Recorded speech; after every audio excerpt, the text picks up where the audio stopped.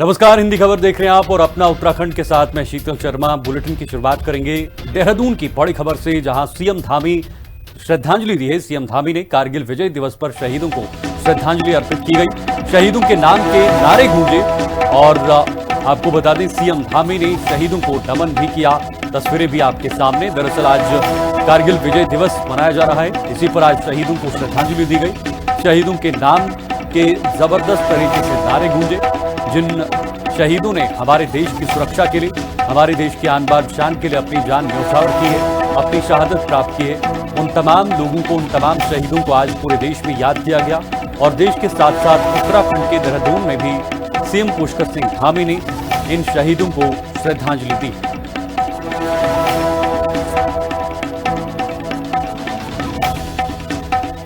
फिलहाल जो आप तस्वीरें देख पा रहे हैं, इसमें आप देखेंगे सीएम पुष्कर सिंह धामी ने किस तरह से ये फूलों की श्रद्धांजलि अर्पित की गई है उन तमाम कारगिल के शहीदों को, जिन्होंने भारत और पाकिस्तान के बीच हुए युद्ध में भारत को एक बड़ी जीत दिलाई। एक और बड़ी खबर देहरादून से। कारगिल दिवस पर सीएम धामी का बड़ा ऐलान हुआ है। सीएम धामी का वीर जवानों को बड़ा तोहफा दिया गया है। परमवीर चक्र विजेताओं की सहायता राशि बढ़ा दी गई है। इसके अलावा सैनिकों को अब मिलेंगे 2 करोड़ रुपए। 1.5 करोड़ से बढ़ाकर 2 करोड़ की सहायता राशि कर दी गई है। ये इन लोगों के लिए जो परमवीर चक्र से सम्मानित होंगे, उन लोगों को राशि बढ़ा दी गई है। 1.5 करोड़ से अब इसे 2 करोड़ कर दिया गया है। और ये आज के इस खास दिवस पर खास तोहफा उत्तराखंड के मुख्यमंत्री पुष्कर सिंह धामी ने उन सैनिकों के लिए किया गया जो परमवीर चक्र लेकर आएंगे, या जो परमवीर चक्र लेकर आए हैं, उनको अब 1.5 करोड़ से 2 करोड़ जो है वो देने की राशि का यहां पर ऐलान जो है वो किया गया है। आगे बढ़ेंगे। देहरादून में पेपर लीक मामलों को लेकर मुख्यमंत्री पुष्कर सिंह धामी ने कांग्रेस पर निशाना साधा। उन्होंने कहा कि विपक्ष के पास अब कोई मुद्दा नहीं बचा है। सीएम ने दावा किया कि भाजपा सरकार में पेपर लीक के मामलों को दबाया नहीं गया, बल्कि हर मामले में सख्त कार्रवाई की गई। उन्होंने कहा कि व्हाट्सएप के जरिए प्रश्न लीक होने के मामले में भी तुरंत जांच कर दोषियों पर कार्रवाई की गई। धामी ने बताया कि अब तक 100 से अधिक नकल माफियाओं को जेल भेजा गया है।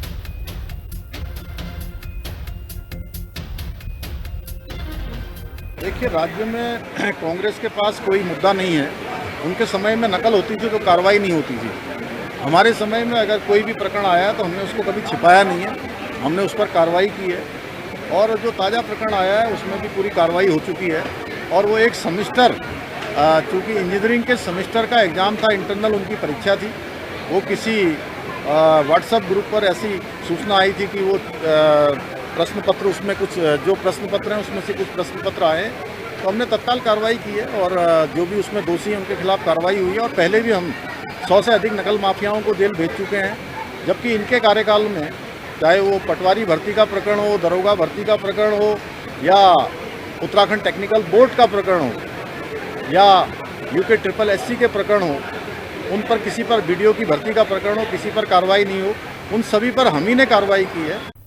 तो देहरादून में मुख्यमंत्री पुष्कर सिंह धामी ने पूर्व कैबिनेट मंत्री स्वर्गीय हीरा सिंह बिष्ट के निजी आवास पहुंचकर उन्हें श्रद्धांजलि अर्पित की। मुख्यमंत्री ने पार्थिव शरीर पर पुष्प चक्र अर्पित कर दिवंगत नेता को नमन किया।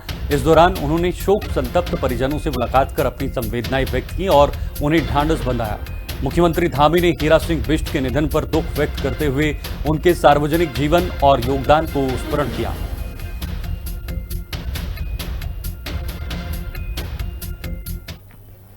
आगे बढ़ते हैं। देहरादून में पूर्व कैबिनेट मंत्री हीरा सिंह बिष्ट के निधन पर श्रद्धांजलि देने के लिए उनके आवास पर नेताओं और कार्यकर्ताओं का पहुंचना जारी है।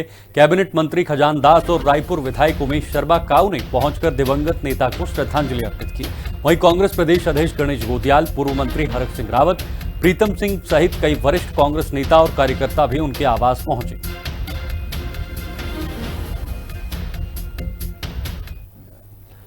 तो वहीं आगे बढ़ते हैं। इससे पहले आपने देखा, अब आगे बढ़ेंगे। उत्तराखंड कांग्रेस के वरिष्ठ नेता और पूर्व कैबिनेट मंत्री हीरा सिंह बिष्ट के निधन से प्रदेश की राजनीति में शोक की लहर है। उनके आवास पर अंतिम दर्शन के लिए बड़ी संख्या में कांग्रेस कार्यकर्ता, समर्थक और शुभचिंतक पहुंचे। इस दौरान कैबिनेट मंत्री गणेश जोशी ने भी पहुंचकर पार्थिव शरीर पर पुष्प अर्पित किए और श्रद्धांजलि दी। उन्होंने कहा कि हीरा सिंह बिष्ट सरल, मिलनसार और जनसेवा के प्रति समर्पित नेता थे। उनका निधन प्रदेश की राजनीति के लिए अपूरणीय क्षति है और उनका योगदान हमेशा याद रखा जाएगा। देखिए, हिराज सिंह बिजली को मैं व्यक्तिगत रूप से जानता हूँ। मुझे याद है जब हम डीवी इंटर कॉलेज में पढ़ते थे, हम निक्कर पहना करते थे और आप डीवी पीजी के प्रेसिडेंट हुआ करते थे। तब से मेरा आपसे परिचय है और बहुत लंबा राजनीतिक जीवन आपका रहा। आप यहाँ कैबिनेट मंत्री भी रहे, एमएलए भी रहे और उनकी एक खूबी ये थी कि चाहे दूसरी की पार्टी के लोग भी उनके पास आते थे। मैं 2-3 बार उनका काम के लिए आया तो उन्होंने पार्टी लाइन से हटकर काम किया। ऐसा व्यक्ति आज हमारे बीच से चला गया है। इससे प्रदेश को, हमारी विधानसभा को एक अपूर्ण स्थिति हुई है।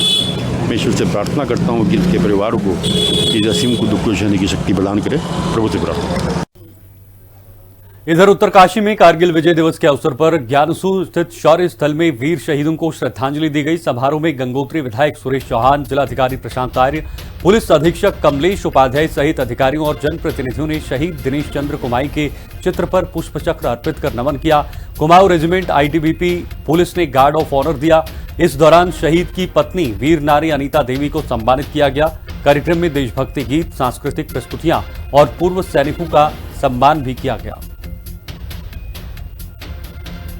कारगिल दिवस यानी हमारे विजय दिवस की सबको शुभकामनाएं। उत्तरकाशी और उत्तराखंड से हमारे लगभग कई लोगों ने इसमें अपना योगदान दिया है और उस समय 1999 में जो युद्ध की परिस्थितियां बनी थी और जिस तरह से लोहा लेते हुए अपने अदम्य साहस का परिचय देते हुए इस युद्ध को अपने पक्ष में लाए थे, उन सभी सैनिकों का आज सम्मान दिवस है। इसी क्रम में आज उत्तरकाशी के हमारे कुमाई साहब, जिनका मरणोपरांत उनको हम सम्मानित किया, उनकी धर्मपत्नी श्रीमती अनीता जी का भी हमने सम्मान किया। और कहीं ना कहीं यह दिवस हमारे सभी जो सैनिक हैं आज वर्तमान में हैं या जो किसी वजह से देश की सेवा करते हुए जिन्होंने साहस दी है, उन लोगों को हम लोग याद करते हैं और कहीं ना कहीं उनसे प्रेरणा लेते हैं कि हमारी जो आने वाली पीढ़ी है, हमारे जो बच्चे हैं, वो उसी अनुशासन और उसी देश की भाव के साथ, नेशनहुड के साथ आगे बढ़े और कहीं ना कहीं स्वयं को अनुशासित रखते हुए इस देश को आगे बढ़ाने में सबका सहयोग करें। कोटद्वार में कारगिल विजय दिवस के अवसर पर सैनिक कल्याण लैसडाउन की ओर से श्रद्धांजलि एवं सम्मान समारोह आयोजित किया गया। कार्यक्रम में विधानसभा अध्यक्ष ऋतु खंडूड़ी, ब्रिगेडियर विनोद सिंह नेगी सहित पूर्व सैनिक और वीर नारियां मौजूद रहीं। कारगिल युद्ध के शहीद जवानों को श्रद्धांजलि देकर उनके बलिदान को याद किया गया। ब्रिगेडियर नेगी ने बताया कि गढ़वाल राइफल की 3 बटालियनों ने युद्ध में अहम भूमिका निभाई और 53 सैनिक शहीद हुए। ऋतु खंडूड़ी ने वीर जवानों के साहस को देश के लिए प्रेरणा स्रोत बताया है। आपको पता है कि गढ़वालियों का सैन्य परंपरा सदियों से चली आ रही है। इसी गौरवपूर्ण सैनिक परंपरा को आगे बढ़ाते हुए गढ़वालियों ने कारगिल विजय युद्ध में भी बहुत महत्वपूर्ण भूमिका निभाई। हमारी 3 बटालियनें इस युद्ध के दौरान डिप्लॉयड थी। 10 गढ़वाल राइफल, 17 गढ़वाल राइफल और 18 गढ़वाल राइफल। 53 सैनिकों ने अपना अमर बलिदान इस युद्ध में दिया। 101 सैनिक घायल हुए और हमें 7 वीर चक्र और 16 सेना मेडल वीरता इस युद्ध के दौरान प्राप्त हुए। जिला सैनिक कल्याण लैंसडाउन और ग्रुप कैप्टन सती के माध्यम से यहाँ पर एक बहुत ही सुंदर विजय दिवस कारगिल के विजय दिवस के रूप में मनाया गया। मैं उनको बहुत धन्यवाद देती हूँ। हमने अपनी वीर नारियों को सम्मानित किया, अपने सैनिकों को यहाँ पर आज सम्मानित किया। आप जैसे जानते हैं 26 जुलाई 1999 में 60 दिन की लड़ाई के बाद कारगिल पर हम लोगों ने विजय पाई थी और तिरंगा दोबारा से हमारे पीक्स पर जो है फिर से लहराया था। तो उसके लिए आज हमने यहाँ पर एक बहुत सुंदर कार्यक्रम किया है। मैं भी सभी सैनिकों को प्रणाम करती हूँ, नमन करती हूँ, शहीदों को नमन करती हूँ। अब बढ़ते आगे, अल्मोड़ा में बीजेपी के पदाधिकारियों और कार्यकर्ताओं ने जिले के विभिन्न बूथों और मंडलों में प्रधानमंत्री मोदी के रेडियो कार्यक्रम मन की बात को सुना। कार्यक्रम में प्रधानमंत्री ने पर्यावरण संरक्षण, आत्मनिर्भर भारत, नवाचार, युवा शक्ति, स्वदेशी उत्पादों और जन भागीदारी जैसे विषयों पर अपने विचार रखे। कार्यकर्ताओं ने संदेशों को प्रेरणादायक बताते हुए उन्हें जन जन तक पहुंचाने का संकल्प लिया। कार्यक्रम के बाद केंद्र सरकार की जन कल्याणकारी योजनाओं के प्रचार प्रसार और आमजन तक उनका लाभ पहुंचाने को लेकर भी चर्चा की। देखिए, भारत के यशस्वी प्रधानमंत्री श्री मोदी जी द्वारा आज 136वां एपिसोड उनका ये है और वैसे तो उनके सभी एपिसोड बहुत महत्वपूर्ण हैं, बहुत मार्मिक हुए हैं, लेकिन आज का जो एपिसोड है बहुत महत्वपूर्ण एपिसोड इसलिए है क्योंकि उन्हें पूरे आज जो है हमारे स्वदेशी पर बात की है। उन्होंने कहा कि हम जो अगर मिट्टी भी लाते हैं, गणेश बनाते हैं, गणेश की पूजा करते हैं, तो भारत की मिट्टी से गणेश की पूजा होनी चाहिए ताकि उसमें प्रकृति की पूजा हो। ये उन्होंने हमको दिया और स्वदेशी पर बात की कि हमारा जो हथकरघा वाला काम है, हमारा जो गांधी आश्रम में जो है उसमें एक कोई न कोई कपड़ा जरूर आपने खरीदना चाहिए कि हम उसको आगे बढ़ाते हैं, स्वदेशी को आगे बढ़ाना चाहते हैं। आज देश के यशस्वी प्रधानमंत्री आदरणीय नरेंद्र मोदी जी ने हर महीने होने वाली जो मन की बात के कार्यक्रम में कारगिल विजय दिवस के आज के जो हमारे शहीद और जिनने अपने प्राणों की बाजी लगाकर इस देश की अखंडता और अक्षुण्णता को अक्षुण्ण रखने का काम किया, उसके निमित्त आज ने देशवासियों को संबोधित करते हुए उन सभी हमारे देश के सैनिकों को अपने संबोधन में उनको श्रद्धासुमन अर्पित किए जो शहीद हो गए।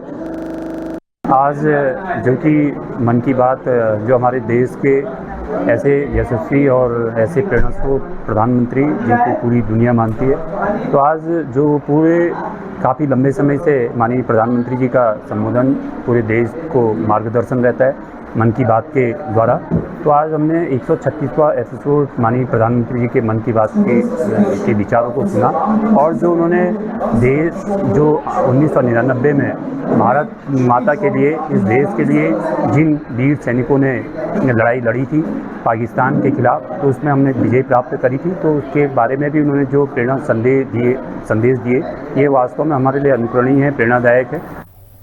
वक्त एक छोटे से ब्रेक का, आप बने रहिए हमारे साथ, फौरन लौटते हैं।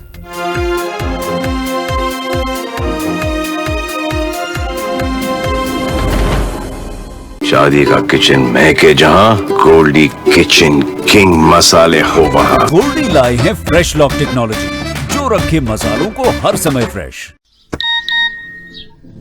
रिंकू, हाँ जी, ये देख आगे तो चले। सत श्री अकाल बीजी। सत श्री अकाल पुत्र। अब साफ दिखाई दे रहा है बीजी। बहुत साफ दिखाई दे रहा है बीजी। इतने टाइम बाद नए चश्मे बनवा ही लिए। किसी अपने ने पैसे भेजे और हर महीने पैसे भेजेंगे। वाह, बोना ते टू टू होगी थोड़े 1 तरीक तो बाद। ये थोड़े पैसे ने, ਇਹਦੇ ਨਾਲ कोई अमीर नहीं हो जाना। तुसी मावा भैणा नूं सत्कार दे के मैनू खुशी मिलती है इस गल दी। मुख्यमंत्री माँ बेटी सत्कार योजना, आपका अपना भगवंत मान। यशस्वी प्रधानमंत्री श्री नरेंद्र मोदी जी के विजन और माननीय मुख्यमंत्री योगी आदित्यनाथ जी के सतत प्रयासों से यूपी हरित आवरण में सर्वप्रथम है। डबल इंजन सरकार ने विगत 9 वर्षों में हरित आवरण को बढ़ाने में रिकॉर्ड योगदान दिया है। वर्ष 2017 से 2023 के बीच प्रदेश के वन एवं वृक्ष आवरण में 3,38,000 एकड़ की ऐतिहासिक वृद्धि दर्ज हुई।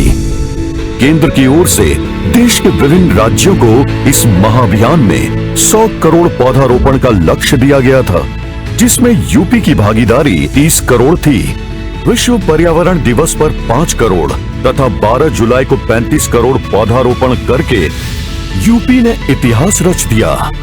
आइए इस अभियान को अनवरत आगे बढ़ाएं। जीवन के हर खास अवसर पर एक पेड़ जरूर लगाएं। मुख्यमंत्री भगवंत सिंह मान के नेतृत्व में पंजाब सरकार के द्वारा चलाई जा रही मेरी रसोई योजना जरूरतमंद और आम नागरिकों के लिए राहत का बड़ा माध्यम बन रही है। इस जन कल्याणकारी पहल का उद्देश्य लोगों को स्वच्छ एवं पौष्टिक राशन उपलब्ध कराना है। रसोई तां पूरी होंदी है जे आटा दाल दे नाल होर समान भी जिहड़ा रसोई च होवे। इस स्कीम दे विच एक किट बनाई गई है जिहदे विच सरों दा तेल है, 2 किलो मां छोलियां दी दाल है, 2 पैकेट, 2 किलो खंड है, 1 किलो नमक है, 200 ग्राम हल्दी है ते 1 लीटर सरों दा तेल है। सो एक पूरी रसोई बन जाती है ताकि दाल बनाने वास्ते या कोई होर सब्जी बनाने वास्ते कुछ नाल दा जिहड़ा सामान है वो तो होवे ना। इस पहल ने हजारों परिवारों का आर्थिक बोझ कम किया है और जरूरतमंदों के चेहरों पर मुस्कान लाई है। सरकार का बहुत धन्यवाद करना चाहते हैं कि सानू फ्री राशन दिता जा रहा, फ्री सहूलतां दी जा रही, फ्री बिजली का बिल दिता, राशन किटां दित्तियां जा रही ने फ्री। बहुत बहुत धन्यवाद सरकार का, पंजाब का, असीं करना चाहते हैं। पंजाब सरकार की मेरी रसोई योजना केवल राशन मुहैया कराने तक सीमित नहीं है, बल्कि ये सामाजिक संवेदनशीलता और जन सेवा का भी प्रतीक है। पंजाब सरकार का प्रयास है कि हर व्यक्ति को सम्मान के साथ भरपेट भोजन मिले। ये योजना समावेशी और जनहितैषी शासन की एक प्रेरणादायक मिसाल बन रही है। शादी का किचन मैं के जहां गोल्डी किचन किंग मसाले हो वहां। गोल्डी लाए हैं फ्रेश लॉक टेक्नोलॉजी, जो रखे मसालों को हर समय फ्रेश।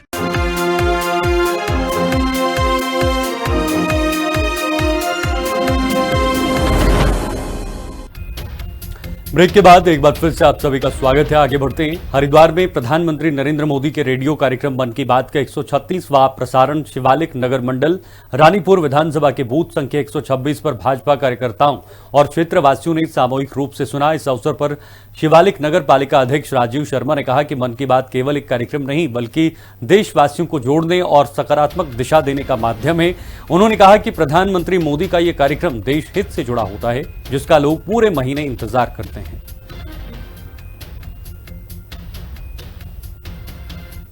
तो हर महीने ही हम सुनते हैं, और चूंकि मोदी जी की जो मन की बात है वो देश के लिए, लोगों के लिए बहुत उपयोगी होती है, तो पूरे एक महीना उसका इंतजार रहता है और कार्यकर्ताओं के साथ, क्षेत्रवासियों के साथ सामूहिक रूप से सुना जाता है। उनसे बहुत कुछ सीखने को, देखने को, पूरे हमारे देश में क्या क्या नए इन्वेंशंस हो रहे हैं उनको देखने समझने का और उनसे अपने क्षेत्र में और बेहतर करने का एक अवसर मिलता है। इसलिए सामूहिक रूप से मन की बात का श्रवण सबने किया है। इधर ऋषिकेश में कांवड़ यात्रा के दौरान नीलकंठ महादेव मंदिर और मेला क्षेत्र की सुरक्षा के लिए व्यापक इंतजाम किए गए हैं। एसएसपी सर्वेश पवार ने बताया कि पूरे क्षेत्र में निगरानी के लिए 90 सीसीटीवी कैमरे और 4 ड्रोन तैनात किए गए हैं। सुरक्षा व्यवस्था में 350 पुलिसकर्मी, सिविल ड्रेस में खुफिया कर्मी और वायरलेस संचार व्यवस्था भी शामिल रहेगी। मेला क्षेत्र को 7 जोन और 23 सेक्टर में बांटा गया है। श्रद्धालुओं की सुविधा के लिए खोया पाया केंद्र, पार्किंग और ट्रैफिक प्रबंधन की भी विशेष व्यवस्था की गई है।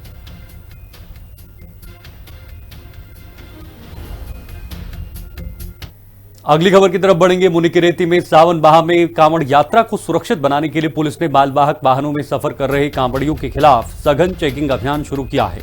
भद्राकली चेक पोस्ट पर पुलिस ने दर्जन भर मालवाहक वाहनों को रोककर कांवड़ियों को सुरक्षित यात्री वाहनों से गंगोत्री धाम के लिए रवाना किया।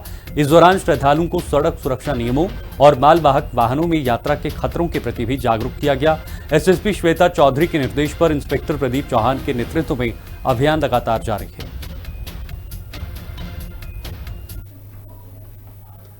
तो वहीं देवभूमि उत्तराखंड में नशे के खिलाफ ऋषिकेश पुलिस का अभियान लगातार जारी है। ऋषिकेश पुलिस ने अलग अलग स्थानों से 2 तस्करों को गिरफ्तार किया। इसके साथ ही उनके कब्जे से 4 किलो 309 ग्राम अवैध गांजा और तस्करी में प्रयुक्त एक बाइक बरामद की।